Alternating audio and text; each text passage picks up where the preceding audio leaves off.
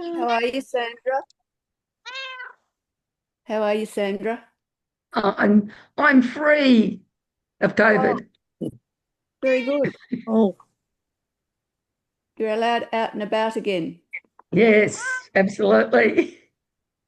Oh, that sucks to get COVID. Um, all right. Well, let's make a start, and I'm sure Gaina will catch up when she joins us. Does that sound good, Sue? Should we make a Yep, that sounds good. I've texted her, so good to see. so welcome, and it's very exciting to have a nature photography specific trip going off to Borneo. Has anyone ever been to Borneo or to Malaysia before? No, Sue definitely has. I If you have Nicole, you have to. Have you been to Borneo before? Or been. Malaysia? Yeah, No, I've been Nicole, to Borneo. you've been, yeah. Yeah, I've I thought actually you had. been at quite a few places we're going to, but I had a very bad experience when I went last time. know. Was it just rushed or something bad happened? It was a well-known tour group, but they were using a local guide who just didn't care. The program said welcome dinner, and he met us in the foyer and he said, "Oh, there's a food court over there, and I'll see you tomorrow." And that was sort of like it went from there. So a lot of he disappeared in the middle of the day. It was just not, yeah. And I didn't know what I know now about my camera, so I'm really excited, and I'm very much into bugs now. So She'll be have her little snoot thing, won't you? yeah. I want one. Oh, I think and Sue, I mean you're the photographer. I'm not a photographer at all, but that when you were in Borneo, I mean obviously there's the big five, all the mammals that get people get very excited about and the birds, but were you blown away with some of the insects and reptiles that you could find as well on the trip? Yes, absolutely. Frogs, Frogs. because Nicole loved frogs too. Spiders, Frogs, snakes. bugs, spiders, snakes, lizards. Yeah, yeah. Yeah, Everything. Well, I won't say everything's larger than life, but everything when you're there appears larger than life. It sort of it blows you away a bit. Yeah. I will say hi to Gaynor as well because you're on the call now, Gaynor. Hi. Oh, hi. Hi, Gaynor. Sorry about, We can't see you. yeah, just as well. We'll leave it that way. All right. know. Bad day, Gaynor. Bad Yeah, hair. I'm in bed. Oh, are you? Are you not well? No, no, no. My sister's got the television blaring, and this is the Oh, only place okay. I can go. So you're down. Are you in Sale? Yeah, yeah. Oh, yeah. Um, Gaynor, we were just saying hello to everyone and just talking about any previous Borneo experiences. I know you've been to Malaysia before, but have you been to Borneo before, Gaynor? Yes, I have. I've done a lot of this trip, but it was so good I want to do it again. Awesome. Yay. So I might just share my screen. So what I wanted to talk about tonight was one of the changes we've had to make in the itinerary. So I don't know if you've had a chance to jump on and have a look at the booking page, but initially we had the tour starting from west of Borneo going eastways. One of the forest reserve safari places, Deramakot, was unavailable for the 2 nights of the trip. So, in order not to miss it, I've rejigged the itinerary to start on the eastern side of Borneo, of the island, and head westward instead. So, what I wanted to show you was on my map. So, I'm going to share screen. Let's see. So, hopefully, you can see Yeah. We can something. see your webpage. Cool. Oh, so, now you'll be pretty familiar where Borneo is. I'll just zoom in here. So, KL is the hopping off point for pretty much all the flights to Borneo from Australia. So, when you're doing flights, Kuala Lumpur will be the transit point, unless for some Some rare people also transit through Singapore as well, but most of us who are flying from Melbourne would go through Kuala Lumpur. So Sandakan, if I zoom in on Sabah, which is the state in northern Borneo where the trip is focused, Sandakan's in the far east, which you can see is this highlighted point. So that is going to be the starting point of the trip now, with the trip heading east and south, west and south before heading over to Kota Kinabalu, which is over here in the western point.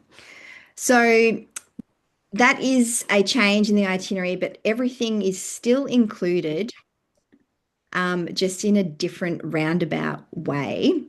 So I thought I would just run through some of the itinerary just so you can get a sense of what's happening day by day.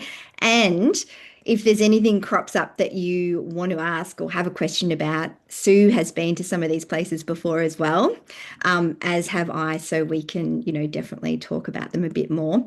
There's a couple of places that we haven't been to before, which are more kind of nature photography, kind of specific safari-based places, which I think is really exciting. I think there's going to be some great photography options in some of these, less visited, harder to get to kind of places. So on the first day, Sandakan's the starting point. So some of the flights you might look at might arrive on the morning on the 5th or the lunchtime on the 5th, and that is fine if you're happy to fly overnight and kind of get going straight away. Or if you want to, you can fly in the day before and have the night in Sandakan before the trip starts. So that's up to you. Your airport transfer will be covered regardless. Or you could actually have an extra night in KL or somewhere. You could have the night in KL. Just be aware that the airport to the city is about an hour. An hour, yeah. So factor that in if you do want to go to KL as well. But yeah, that could be also really nice. I know, Sue, you loved KL before the trip last time, wasn't it? Yeah. So sorry, Penny.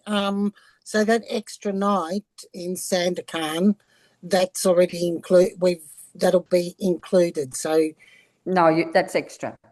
Yeah, so if you've selected on the booking Yep. beforehand, you might have selected extra night for Kota Kinabalu, which Yep. is on the 4th of October.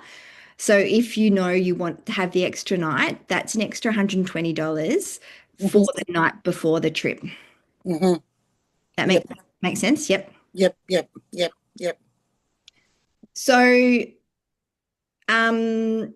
that first day, you'll have time. So if you do choose to fly in on the first day, you'll have some time to kind of check in, have a little rest, have a little explore around Sandakan before you do meet for your welcome dinner, and you get to meet the photography expert as well, and have dinner all together that night. So that will be a nice kind of cruisy intro, especially for people who are flying overnight. And Penny, how do you say his name, Razis? Razis Nasri. While I'm talking about him, I might just open his Instagram page, because if you want to have a look, he's got some photos up here, which are pretty cool. I really like this latest one he's put up. I don't know if you guys, can you see that? I don't know. Wow. So apparently this is a tokay gecko biting the tail of a paradise flying snake. And I've had to look at it a few times. So I'm like, wow, look at that. That is No, amazing. that's pretty amazing. Anyway, this other one I thought was pretty cute too. This was a baby Sunda leopard cat. I was like, oh, that would be pretty adorable. Anyway, he's got some lovely photos, and he's a really Sabah, Borneo based person and expert in that locale, which I think is really nice as well. So day 2, you'll be leaving Sandakan and heading on to Sepalok, which is kind of like the nature based kind of conservation kind of base for orangutans and sun bears, and also the rainforest discovery centers there as well. There's a couple of kind of Borneo interesting kind of historical cultural things you can do in Sandakan before you go. So there's Agnes Keith's house and the Sandakan War Memorial.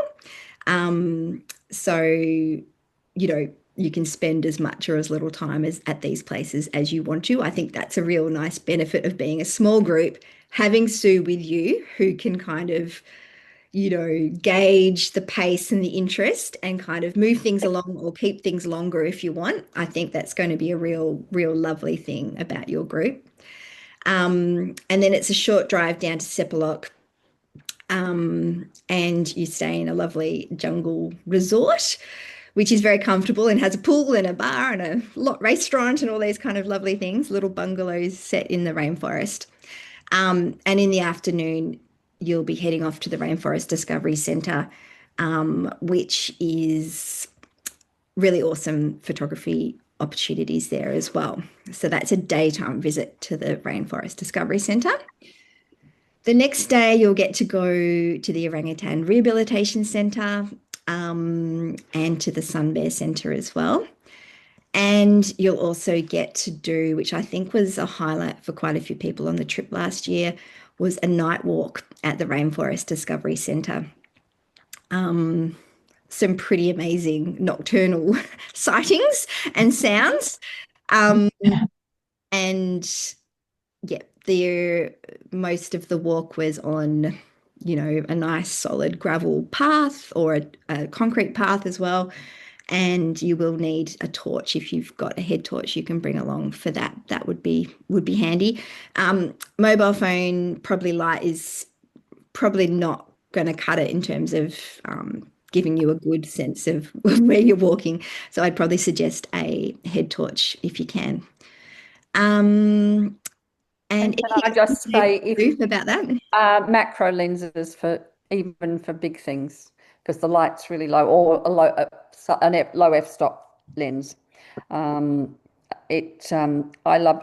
shot all sorts of things with my macro lens successfully. In the evening, in the dark, didn't you? In the dark. Yeah.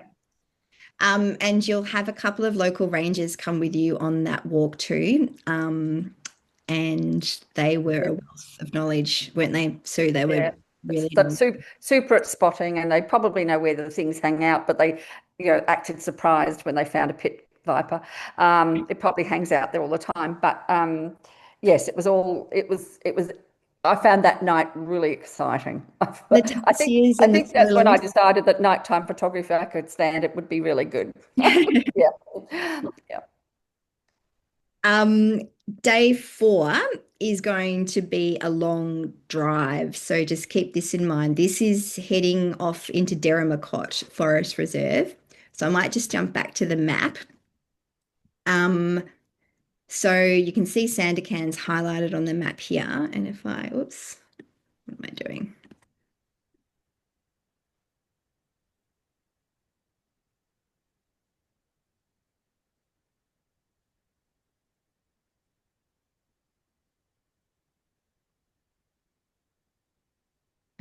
So Derrimacot is quite an isolated nature reserve, kind of in the centre of Saba. So you can see Sandakan's up here, so you're heading in the southwesterly direction.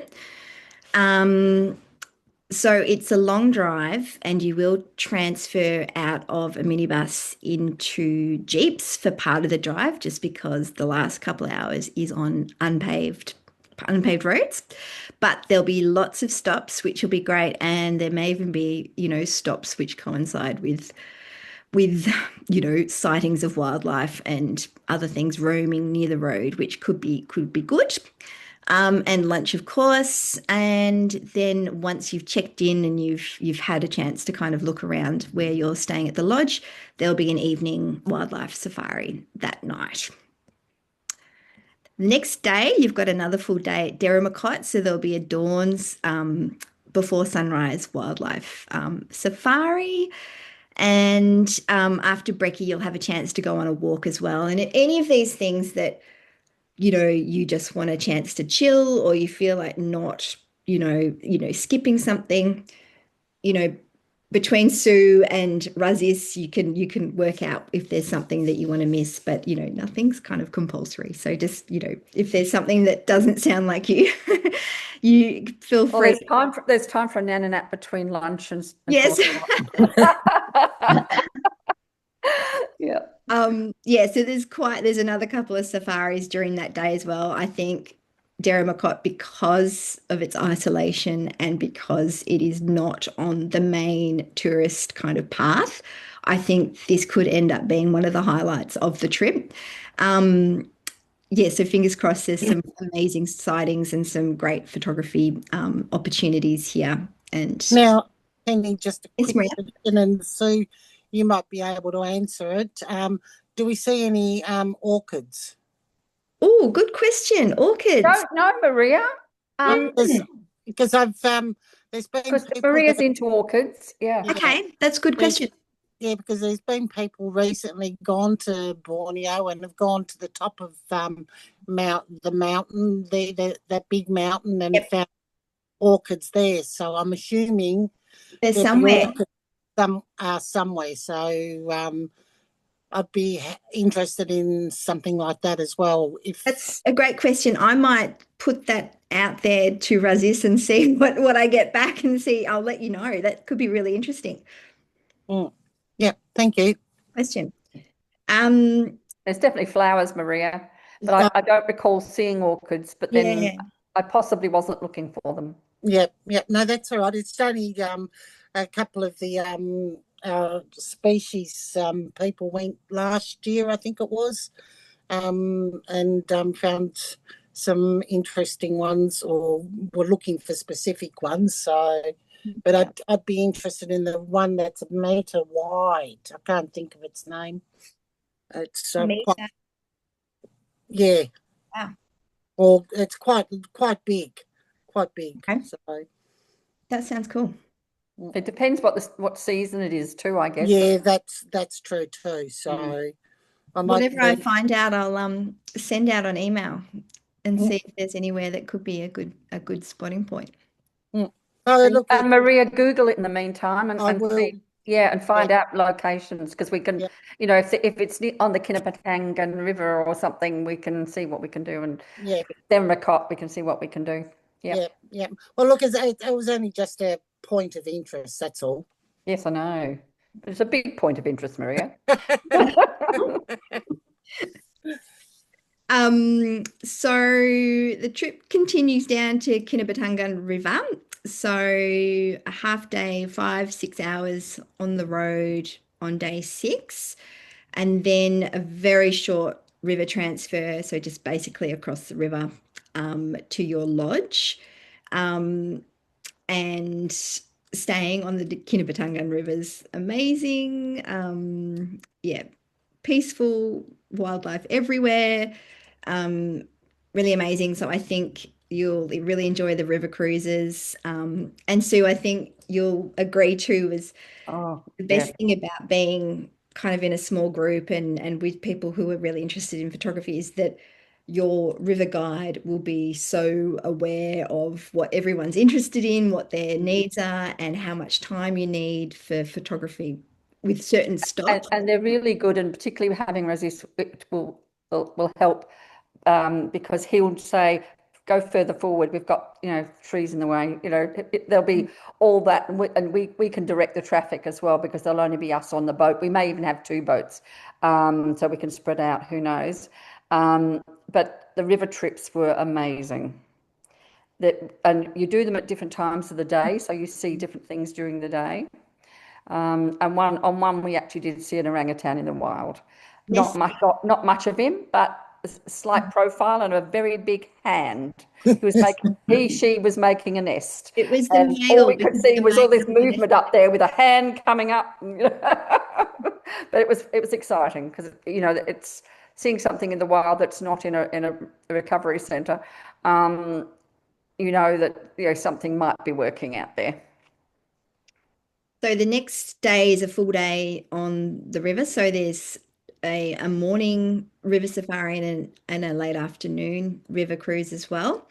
And then a day walk and a night walk. So similar to the Rainforest Discovery Centre, the night walk will be, dark, so head torches.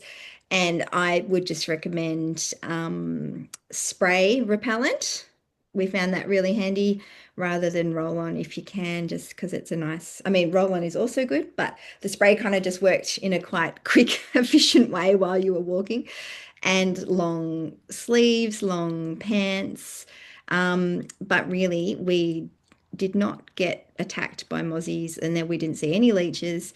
They gave us boots, didn't they? And we rented gum boots, which at first I was like, oh, I can't walk in gum boots. They're so annoying. But they were really easy to walk in and very well needed because there was a bit of mud on the ground. So yes, if you get a chance to rent some gum boots for the night walk, I would very much recommend that. Yeah, and you're not scrubbing your shoes. No, So nothing we special. can rent those there, can we? Yes. Oh, good. And you'll have a life jacket with you the whole time as well, which will just be your life jacket for those 2 days, and you'll just, bring that with you when you hop on the boat to go on your cruise as well. I They say fit cruise. into you, so you get. I mean, it's not really a cruise. It's just a boat. Don't have expectations. Comfy enough chairs, but a river. It's not a covered boat either, was it? It's like a large canoe. But But it was, yeah. because of the time of day that you're going in the boat, there was no sun, was it? No, it was quite big, high ISOs. The next morning, you will be going down into the southeast, so down to Sabin and the Sungai Kapur Jungle Reserve. So if I just go back to my map.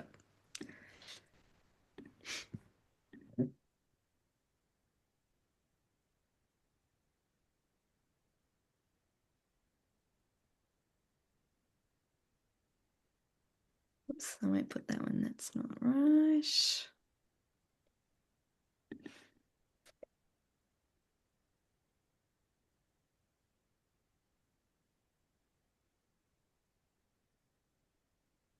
Okay, so down here, so you can see Kinabatangan in the river is in this kind of part here, and you'll be going right down to the tip, this southeast kind of tip, and having a couple of nights down here, staying in a nice lodge as well. And there's a pool here.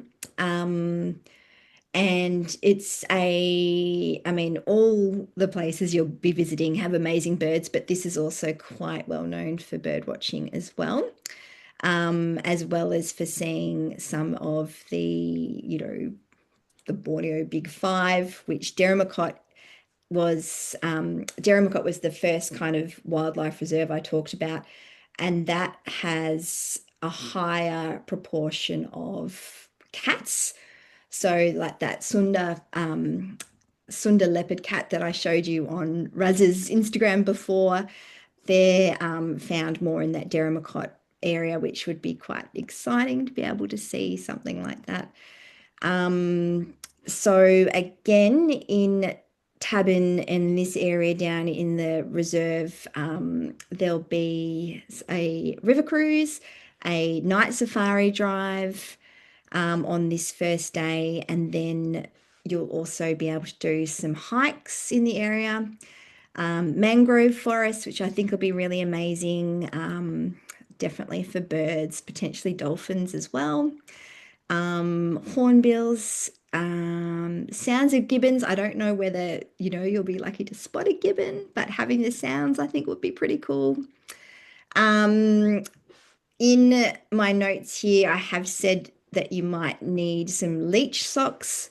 I don't know if anyone's ever worn leech socks before, but I know that you can buy them quite easily, so it might be something you want to consider. Or if you're not too fussed, I know that just long socks, mid calf kind of length with some repellent sprayed on them also are quite effective as well. And like I said, we didn't see any leeches when we were there last year, but you just never know. So I think this is going to be another highlight as well. civets, leopard cats, mouse deer, moon rats, and that will be part of your night walk, hopefully, experience around the lodge as well. So coming to the end of the itinerary in day 10, you will have a flight back, well, not back, it'll be to Kota Kinabalu. So you'll be going from the very southeast kind of corner of Sabah, flying across to Kota Kinabalu in the west. And it's the capital of Sabah. I think, I'm not sure off the top of my head how many people live there, but at least, a few 100,000 at least. And you'll have a chance to visit the main mosque there, which is beautifully kind of situated on a lake, and have a look at the market and have a really nice seafood dinner as your farewell dinner. And then you'll have the night in Kota Kinabalu before day 11 is the final day, and after brekkie, whatever time you've booked to leave, your airport transfer will be covered. If you want to stay an extra night in Kota Kinabalu, you can totally book that in as well. And your airport transfer will be covered even if you stay an extra night too. That's fine. So that was me racing through the itinerary. Does anyone have any questions? Or Sue, is there something that I've skipped over that I should mention? No, but there's possibly some places where there won't be alcohol. Is that right, Pen? Do we know? So, look, Not that I think that it will bother this group particularly anyway, but yeah, if it's a Muslim hotel, they won't be serving alcohol. So That's just something not to get up, just don't expect it if you're in a Muslim hotel. They're not all Muslim hotels. So it's not that they don't serve alcohol, it's just that they have a separate bar area to consume alcohol. So you'll still be able to buy a drink, but you won't be able to have a drink with dinner in the restaurant. Does that make sense? So, but like Sue said, it wasn't for every place, but it was in some of the hotels. But we'll be going out at night. We won't want to drink. Yeah, that's what I was We're going on boats and walks. No wine, all right. No slipping over, none of that. It is a good point to point out though, because sometimes, people will go, oh, I'm going to have a glass of wine with dinner. And they're like, well, no, you're not. Yeah. But you can have your glass of wine before dinner or after dinner. Yeah. You could always find it. Sometimes in limited supply and sometimes limited. I think our group got very good at finding where to buy the wine, didn't they? Yeah, they did. They did. Yes, it was. But that's just one thing to be aware of. But I think you'll find it, if you haven't been, you'll find it an exciting place. And if you've been before, you know that there will be a surprise around every corner. And it won't always be wildlife. It could be cultural. I mean, if we go to the Kota Kinabalu Mosque, which is on the itinerary, we can go. They dress you up. You have to be covered head to foot, all right? So you go into the mosque all dressed up in the heat, but it's just an experience. You go, so this is what it feels like when you're covered, when you're not used to being covered in the heat. And the mosque is pretty, and the inside's not as nice as the outside, but it's just an experience. So you'll have experiences around the corner that you're least expecting. So yeah, but no, it's a wondrous place. I loved it, absolutely adored it.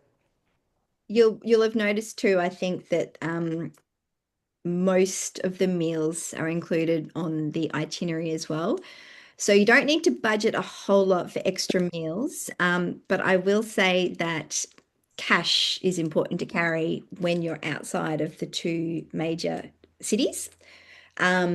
So before you leave Sandakan, make sure you've got a couple $100 worth of ringgit is the currency, just to get you through the rest of the trip. Just because, finding ATMs that worked or that we could even find was sometimes a challenge. And you will need to, if you do buy drinks or ice creams or laundry or any of those kind of extra things as you go along, you will need to pay for those. But cards in Kota Kinabalu and Sandakan were fine. That was just something I remember that was, Yeah, the airport's a good place. So KL, if you actually spot an ATM in KL, it's on the way through, good time to get cash. There were, I seem to recall finding ATMs in Sandakan,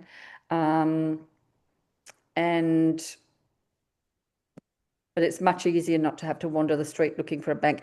Was it Borneo, Penny, where some banks didn't accept our cards? It was, yeah. We had Yeah. a bit Yeah. of trouble, yeah. So, but also the other great thing about being in a group is that if someone runs out of cash, there's other people that can spot you for the next few days if you need it. So that is also something good. Tipping kitty is something that I normally suggest groups do on my trips. It's totally up to you, but I find it works really well that if, say, for example, Sue, like I calculate what I anticipate would be the tips that you might need along the way. So particularly things like your river guides, your drivers, rangers, safari guides along the way, and tally that all up and put that into a pot. That way, no one's fussing around with cash or trying to work out how much this guide needs to be tipped.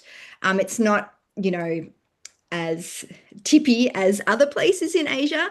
But I think if you've had, a really great experience and the service has been really amazing, then it's really nice to be able to give a little tip and say thank you. So that's something that I can talk to Sue about, and she can let you know what a rough amount would be. But say, for example, I think what we might have done last year, and it was a 9-day trip, was around, I can't remember off the top of my head, but around between maybe 30 to 40 Australian dollars worth per person. So do we pay in what sort of dollars or what sort of currency do we So have that would to- be in ringgit. We'd work it out in ringgits, and then Right. you'd get that from the ATM over there. Yeah. Right, Or get ringgits here if you want to. right. And you can get ringgits in KL. Yes. Yep. And Same also currency. when in Sandakan on the first day as well, there'll be a chance to go to the ATM too. So if you haven't managed to get any cash before you meet all together on that first night, don't worry, because that's a great time. If someone needs the ATM, that can definitely be factored in for that first night or first afternoon.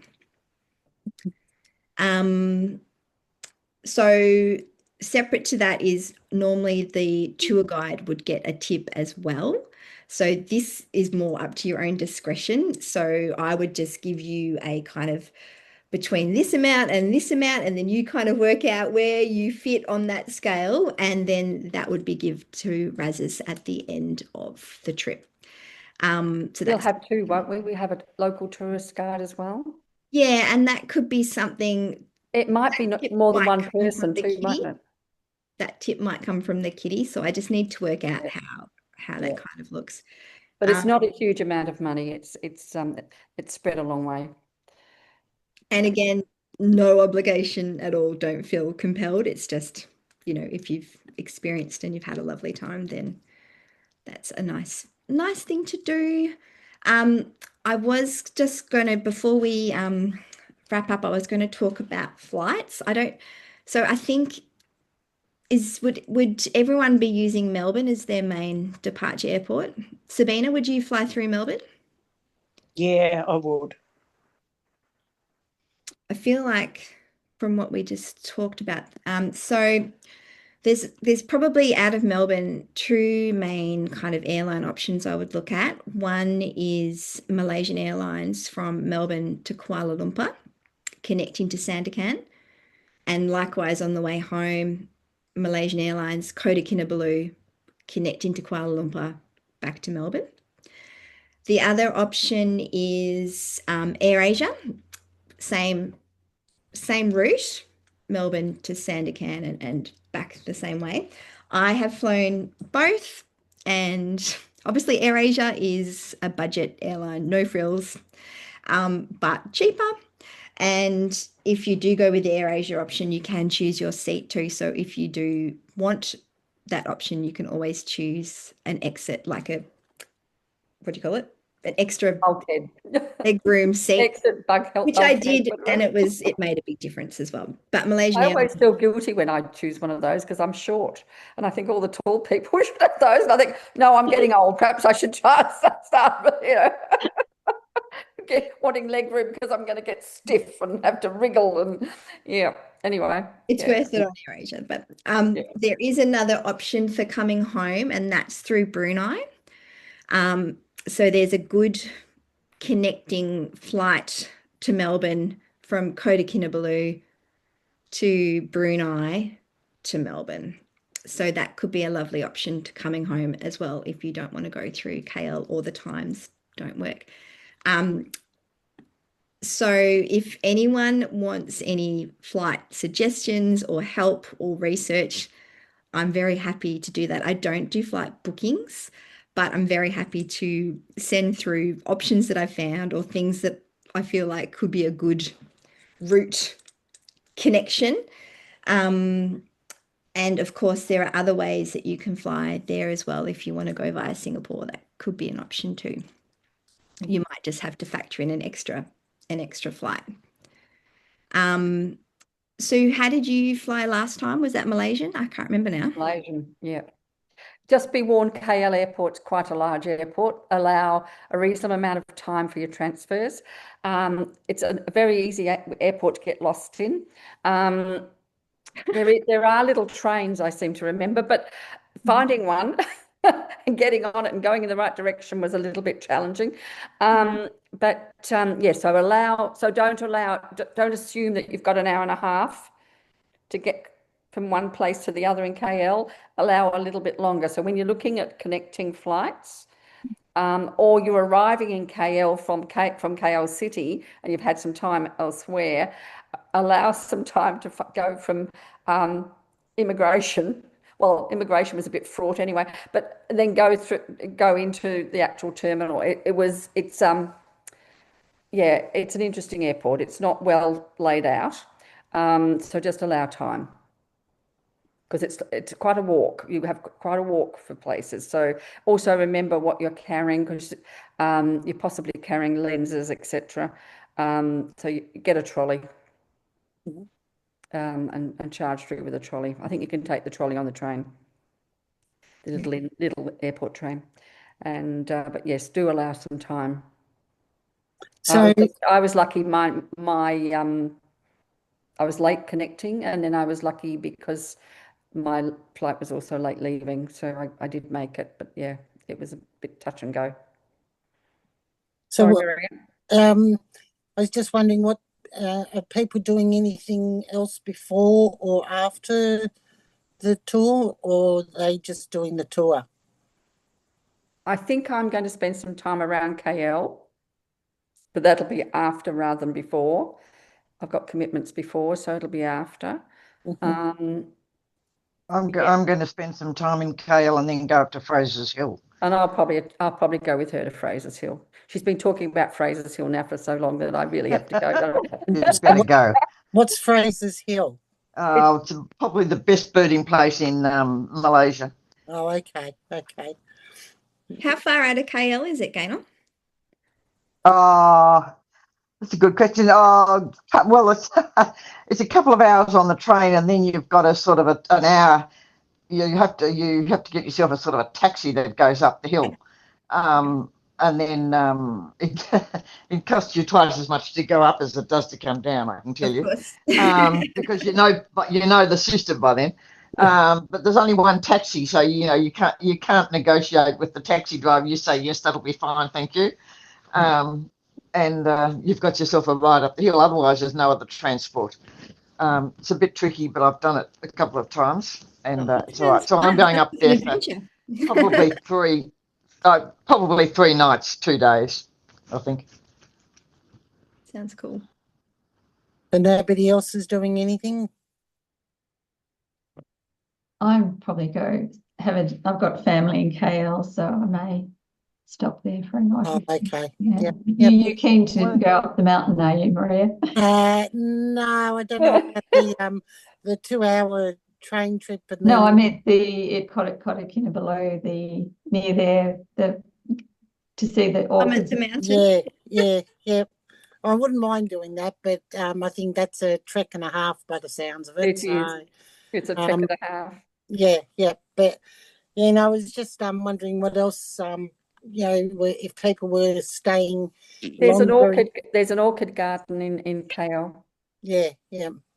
So because we're deciding what we're going to do, whether we stay beginning at KL or after the tour at KL, or go to Singapore, and now you've given us another option of Brunei. So there's just a few things to look at. So Yeah, there's few, and then if you want another option, Sarawak, Kuching is really, really cool as well.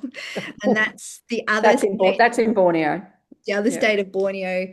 So if you can imagine, Sabah's at the top, Brunei's squished in here, and then Sarawak's down here.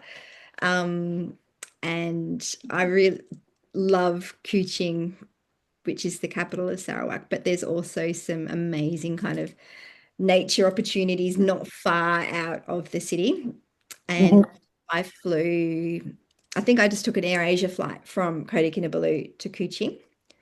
And then from Kuching, I went across to KL. So that could be another fun option if you wanted to explore another part of Borneo. Yeah, well, look, neither my sister or I have been there, so if we're going to go that far, we might as well see something more than just what we're going to do. So absolutely, because you're there, might as well do something extra. Yeah, that's it. That's So it. lovely. What's the language like? Is it English?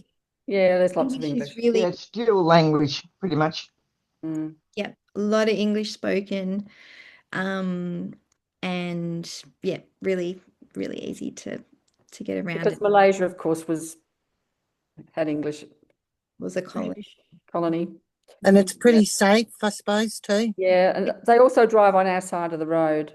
Oh, So you don't have to worry about when you cross.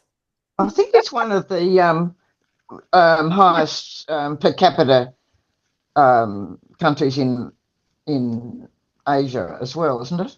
Sorry, again, I missed In that. terms Oh, of it's one of the it's the better off countries, Malaysia. it is, yeah. And you will notice that with some of the pricing too. I mean, if you've been to other parts of Southeast Asia, Cambodia or Vietnam, Malaysia is, a little step above that in terms of cost and kind of economic development.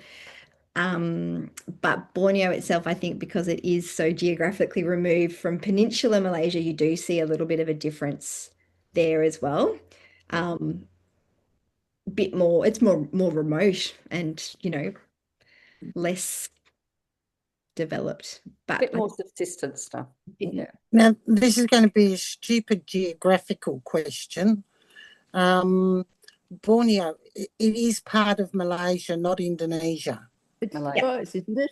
So it's part of, well, the bit that you'll be going to is Malaysia. So I'll just go back to the map because it's not a stupid question, because It's confusing, Maria. Yeah, The whole island is confusing. Yeah, because I'm trying to do travel insurance and Borneo wasn't coming up. So I put Malaysia down, and then Sabina suggested it was Indonesia. So now So you're both right.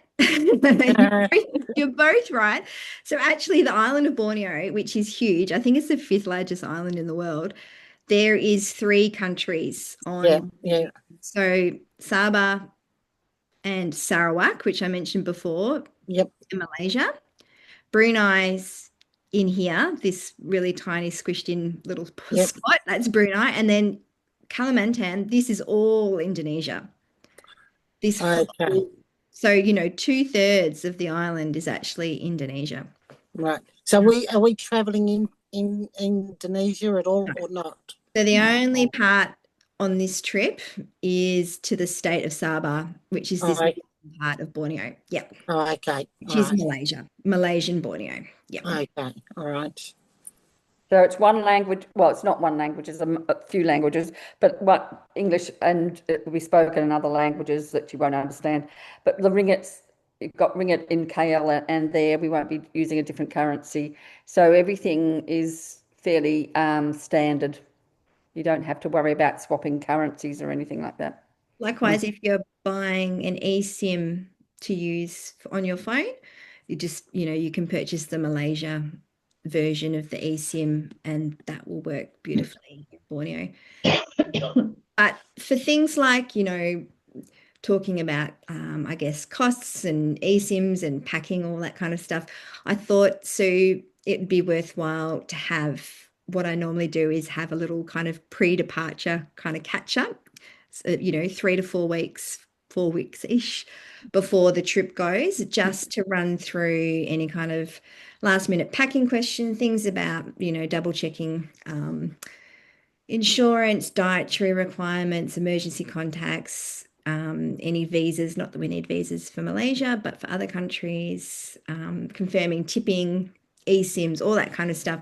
So if you are open to that, I just think it's a nice kind of way to get prepared before the trip. So do you think that's a good Yes, idea? I think that's a good idea. And if we could invite Razis to pop his head in for half an hour, that'd be Oh, great. that's a good idea. Yep. Okay. It would just he could then talk equipment and photo opportunities Yeah, that's a really good idea. Okay. and yeah. And anything he thinks we must bring is a must-have, or what he expects we're going to see or whatever. Just a little bit of a briefing from him. Yep. I don't know what the time difference is like, but we can work that out. Yeah, look, depending if daylight savings or not, but yeah, about 3 hours. I think So they're 3 hours behind us. yeah. Just remember, we're all retired. Is Sabina? Oh no, Maria's not retired, are you? Yeah. No, I am. I You am. are now. What about Sabina? Yes. I'm on leave. Are you on leave? Yep. But so we could actually, if it suits Resist, to do a daytime one Yep. or Okay. late afternoon or something like that. That's Yep. fine. Wonderful. As long as we get warning. Yeah, no, that's a We really have good to, idea. yeah. Thank you. Yep. All right. That sounds great. And if you think of anything in the meantime, of course, email, message, anytime at all. If anyone would like any flight kind of research or recommendations, please, yep, get in touch as well. We've Oh, and also there's one got spot space. left. Mm. Sorry, go on, Pen. That's exactly what I was going to say. There's one spot left. So if anyone knows anyone who is, desperate to have this amazing experience, yeah, one spot left, which is very exciting. I'll just double check my little notes, make sure I think that's everything. And then on the booking portal, you'll have seen that there's a couple of tasks kind of on there for you just to do when the time comes. So things like just putting in your flight details once they're confirmed, if you've got any dietary requirements, your passport number only. I don't need a copy of the passport, just the number. And Insurance that you need. your once you've got your travel insurance, just a PDF or screenshot of the main page, which has just got the policy number, the company you've booked for, and their phone number, just in case, which has never happened, touch wood. But it's always nice to have, just on the off chance. Has anyone got any questions? Sorry. Do we need any injections? Look, I think it would probably be worth talking to your doctor just in case. But I would suggest just double checking you're up to date with measles, and just some of the main things like hepatitis, tetanus. If you're getting a flu shot this year, that could be handy. And what's the other one I was going to say? Typhoid. My doctor suggested typhoid Typhoid, yep. Measles, and malaria tablets. Do you take those? I don't normally, but on the trip last time, there was quite a few people taking them. Yep. So I would just be guided purely on what your doctors suggested, because I think for those tablets, sometimes you've got to be careful. Is that right? On what other medication you're on? I don't know if It that's. also affects your sun. You can get burnt more easily. I don't know what it does, but that's one of the side effects. Yeah, but you just weigh that up. And if you're wearing long sleeves and long pants, it probably isn't an issue. But And the look, rainforest. I would talk to your doctor, because they know, they've got your health records in front of them. They can say, no, I think I'd prefer you to do X, Y, Z, because we're all different. I lived in Vietnam. I didn't take a single malaria tablet. When you live somewhere, you just can't do that. It's just, and we had lots of injections before we lived there. So it varies, and it varies on where you are at in your tetanus regime, because that tetanus now lasts a lot longer, they're telling us, than they thought it did. So you've got your own injection regime, so you can check that up. And if you've got tetanus, would be important. We're going to be in rainforest and whatnot. You don't want to fall over and get some infection. Other thing, infection. I would say is just, definitely be, aware of mozzies. So things like repellent and long sleeves are really good and important, because of course dengue fever is another one that is around. But again, touch wood. We, didn't I find. don't remember being bitten by a mozzie in Borneo. Sri Lanka, I think I got bitten, but not. Yeah, I remember getting bitten in Sri I Lanka. got bitten and we did see leeches. Yeah. Oh, Nicole! Don't tell Chris. I'm a bit of a leech magnet, though, as some people here will know. Did you did you wear any particular leech socks or any gaiters? No, I was covered in repellent and had long stuff. But it was more someone I was traveling with who was a bit of a pain. He got a leech in a very difficult spot. No. Couldn't have happened to a nicer person. He was wearing shorts and he was told not to wear shorts. So Okay, so it crawled up somewhere warm and cozy. oh dear. Yeah. So definitely, I mean, it's not a fashionable statement, but tucking your pants into your socks is a really smart thing to do. Even if, yeah. And wearing the not fashionable boots was also handy. Chris and I were having a discussion the other day, and I've always said we were a bit prone to slight infections afterward, nasty infections afterwards sometimes. But I have learnt that to avoid infection, you actually leave them all alone. You let them feed, drop off gradually. You bleed horrendously. That cleans the wound, and then you just mop up afterwards, put antiseptic on, and then you're done. And then I have. That wasn't in Borneo, though, was it? Though. No, that was here. That's been here whenever I've had leeches, and but you gross everyone else out, but that's the way it is, and that's so that you're not introducing any infection, any bacteria from your skin or from the surroundings back into the wound, and yeah. So don't take the salt. One thing that might be handy to bring is if you have or you like to use walking poles, that could be something handy to bring just for some of the walks. I mean, not necessarily strenuous in a way, but stability, and if it's uneven and stuff, that could be handy. Or I know wet. it makes it difficult for photography, so it's always a toss-up about what works for you. One's okay. I can manage one with photography. One. Two makes it tricky. I don't think you had one though, Sue, last year, did you? How long are the walks? Look, roughly? the night walks, well, there was a few different ones, but the one that we did around Kinabatangan wasn't very long in terms of distance, wasn't very far at all. I reckon it was only about 200, 300 metres. We just took an awful long time to do it because every time you took a step, there was something else to take a photo of. Someone would scream, frog, and then someone would say, look at this speed and off you go. So, we didn't go Maybe a very bit far longer, at an hour all. and a half, yeah, but not actually very far. It was time. I mean, we were there at about an hour and a half, but I reckon we only walked no more than 300 meters. I mean, it was just not very far at all. The one in the rainforest centre was probably only maybe a K. It was slight rise in places, but nothing untoward. Yeah. Yeah. And the beauty about having the extra rangers coming on those walks is, just an extra pair of hands, or if someone's shoes were slippery on that walk, I remember, and they were just helping them up the So where are these gumboots being used? I've got a bit confused. on the river, but not when we're actually on the river, but while we're staying at the river and we do the bushwalks through there.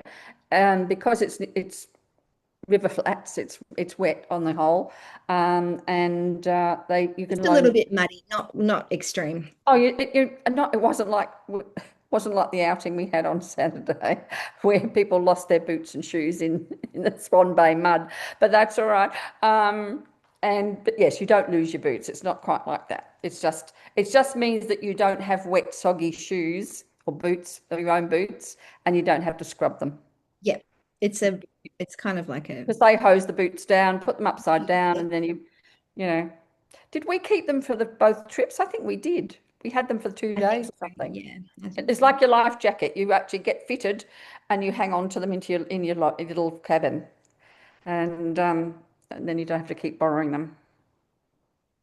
But otherwise, runners were fine. And if you've got boots that you want to bring that you like to wear, that's also great too. But, runners are also fine. And definitely a pair of sandals as well for other times. But does anyone else have any questions about the itinerary or any kind of more general? More general, there was a stipulation on the size of the luggage. Is that, how concrete is that? Not the size of the luggage, because it'd mean I'd have to go and buy a new suitcase. No. Did I put that somewhere in the booking information? Let me. Yeah. I don't remember seeing that either. Oh, I did. I did. Maria's read every dot in there. Oh, you're great. Don't worry. Look, there's no. I wouldn't necessarily bring a massive case. Yep. In terms of space, there's plenty of space, but I would recommend, if you can, a small to medium wheelie bag or small to medium travel pack, something that you feel comfortable traveling with, that you can carry a short distance. There'll be people to help you with your bags, but I think it's good to be able to carry it for a little while, Yep. We also, if we're staying on the other side of the river, we actually have to get in a boat to get to the lodge. Okay. So, but luggage has to, usually, I think it went in a separate boat. I don't think it came in with us anyway, but it has to go on a boat. And so unwieldy luggage is probably not a wise thing. So something that's compact, as compact as you can fit everything in. What do you have now? Just one of the sort of the larger Audi bag, I suppose, if you want to call it that. Like a case or a suitcase, soft. Well, I think slightly bigger than the dimensions that were in the documentation. So, oh gosh, I don't think I've put any dimensions. I have to go and have a look, see what I've done. That's right. So, the domestic flight's not a bother, is it? No, just your kilos will be whatever airline you book with. You'll see whether the domestic flight on the trip. No. Let's have a look. Maybe that's where I put it. Yeah, I think it was maximum 15 kilos. Oh, okay. Let me Is go. that right, Sabina? Is that what I said? Not unless you're mixing it up with the other one. Which one? Oh, I'm mixing up with sorry, I am too.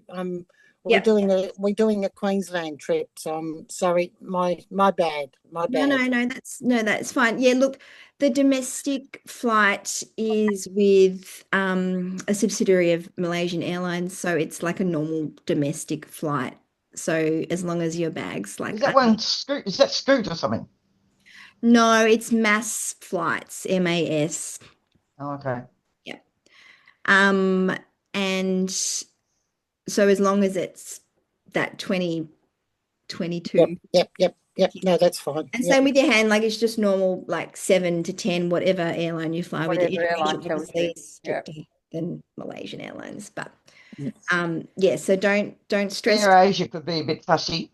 Yes. They don't like, because they're a cheap airline, they don't like too much luggage. Yeah, that You is could true. find it being weighed. So yeah, don't worry too much about your bags. That will all be fine as long as you can manage them yourselves. You do have to take it from where they dump it, usually at reception. And we're staying at lodges, so often you're down a little rickety, not a rickety path, but it's corrugated a bit, down a path, wooden, down a path to the boardwalk to a cabin. So you've just got to manage, you've got to sort of, it's, we're not talking 100 meters, we're talking 25, 50, but you've got to manage it. Or I'm sure there'd be someone around that would take it for you anyway. No, that's not a problem. I can carry my own bags. So it's Yep. just, I was just like Sabina said, I've got it mixed up with another trip. Another we're trip. doing. Yep. So Makes sense. No, all good. Well, I'll be seeing most of these people, apart from Sabina, around. So we'll I'm missing pork panya. You're not going to Papanka? No, I'm missing that. So I haven't booked yet. I'm sort of waiting to see what the fuel's doing. Oh, But that too. yeah, I mean, I only need a site for the caravan, so won't be any big deal. There's lots of caravan parks up there. But yes. Oh, Nicole's got her baby. Have you got your baby? She's just Hello, woken up. gorgeous. So, Look at this. oh, waving. Hello. Well, it's so lovely to meet you all and put, faces to names. Please reach out if you have any questions, and I will send through any extra info or things that come up that I think might be interesting for you guys to have. And I will let you know a date and time for a pre-departure chat in September. Sorry to interrupt, but just on that, getting advice on camera gear, it'd be nice to get that A bit earlier. 3 weeks Yes. out. Yep. Can we do it August? Would August be better? I reckon August would be better. We can do it Yeah. sooner if you would like to do it. You let me know when's a good time. Next week would be better. Gaynor, we've got a new lens. You can't buy any more gear, all right? But I do want a macro thing. Does it fold down, your macro thing, Nicole? Or is it bulky? Oh, that Oh no, that wood the thing. diffuser. Your and the diffuser. reflector. Yeah, no, it's flat. Goes in the Flat. Good. bag. Yep. And I will talk to you about that. Okay. But yes, August would be better. Early August would be good. I was going to say, Nicole, or Sue, would it Oh, be hang on. Where am I in August? Am I in Indonesia? I was just going to say, would it be handy to do it in the next month or two? Like, Or even if you could just say what you think, send us a list of like a written response as well. Written would be fine. And then we could do, yeah. And then if we have got some questions, we could throw them to Sue. Yep. Okay. Just in case it's just in case we have to buy something, isn't it, Nicole? Well, I'm just worried. How am I going to take photos of loris and bugs at the same time? I really want to see cameras, a loris. So you can help me with the technical words, and I will email Razis, and we can kind of outline it, and you'll know best what people need to know and the kind of questions we need to ask. Does that sound all right? Yeah. Cool. Oh, we'll do the written first, and then we'll follow up with a face-to-face. Lovely. Perfect. That sounds great. Thank you. Thank you. Thank you, Penny. Thanks, everybody. Thank See you around various places. Yes. Chris, how's it going down there? You enjoying yourself? Yes. Are you it's talking to me? pretty Are you- tiring. Chris. And it's raining now. We've had rain today. Yeah. I avoided most of the leeches in the national Tarabulga. park. Yep, Did you Tarabulga. enjoy it though? I did, but it was very trying driving, very narrow It's narrow and windy. and Yeah. windy, and then a big heavy mist came down. Ah. So my car said it couldn't see the road. Oh, Fortunately, I did better than the car. There's a couple of ways of getting there. I should have told you you could have gone the long way around, and it's a better road, but that's you went up through Came Tarabulga back the itself. Ridge Road, and that was terrible. It was Oh just no, yes, no, beyond. Grand Ridge Road, no. I survived. Yeah, of course you did. You just take it slowly. you got a story. And you just grip the wheel. I was, can do yes. this, I can do this. Yeah. Very slowly. Mm. Yeah. All right, we better go. All right. Take care, everybody. Thank you. Okay, thank Thank you. you. About Bye. Sandra. Bye. See ya. Bye. Bye.